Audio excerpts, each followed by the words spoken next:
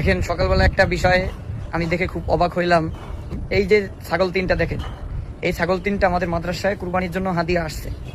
এই ছাগল তিনটা রাত্রে এখানে ছিল। দুইটা ছাগল, মানে যেটা বুঝতে পারলাম, দুইটা ছাগল পেশাব পায়খানা সবই করছে ওইখানে।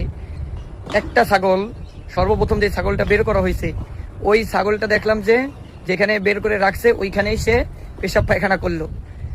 হয়তো ওই ছাগলটা যার কাছে ছিল ওইখানে সে এইভাবে অভ্যস্ত ছিল, অভ্যাস হয়ে গেছিল তার, যে ঘর থেকে বের হওয়ার পরেই সে পেশাব পায়খানা করবে, সারা রাত পেশাব পায়খানা করে না। এখান থেকে আমাদের জীবনের জন্য একটা শিক্ষণীয় বিষয় হলো, দেখেন আমরা যে কোনো কাজ করতে করতে যদি অভ্যাস করে ফেলি, অভ্যাসে পরিণত হয়ে যায়, তখন কিন্তু আমাদের ওই কাজটা আর কঠিন হয় না। যেমন এই যে সকালবেলা কত মানুষ নাক টেনে টেনে ঘুমাচ্ছে, ফজরের আজান হয়েছে তার কোনো খেয়াল নাই। যারা নামাজ পড়ে না তাদের কিন্তু না পড়তে পড়তে তাদের অভ্যাস হয়ে গেছে, তাদের নামাজের দিকে কোনো খেয়ালই থাকে না। যেমন ফজরের আজান হয়েছে, সে তো রয়েছে ঘুমে, সে তো আজান শুনলই না। এরপরে জোহরের আজান হয়েছে, সে কিছু না কিছু একটা কাজে ব্যস্ত, এই জন্য তার নামাজ আর পড়া হলো না। এরপর আসরের সময় হয়তো কাজ ছেড়ে দিবে, এইরকম টাইম, অথবা একটু বিশ্রামের টাইম, এই টাইমেও সে কি নামাজ পড়লো না। মাগরিবের সময় এইরকম 5 ওয়াক্ত সে কোনো না কোনো কাজে ব্যস্ত থাকে।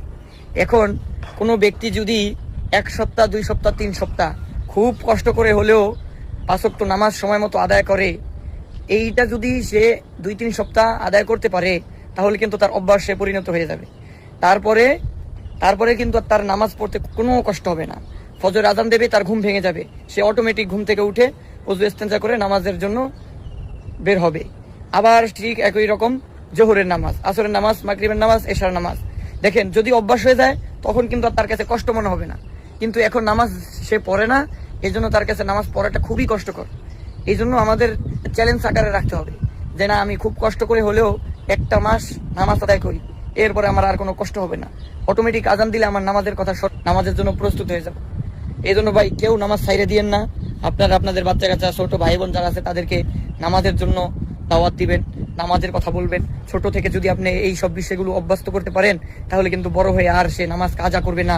নামাজের দিকে তার পুরোপুরি খেয়াল চলে যাবে, নামাজের দিকে তার সম্পূর্ণ খেয়াল থাকবে, সে 1 ওয়াক্ত নামাজও কাজা করতে পারবে না।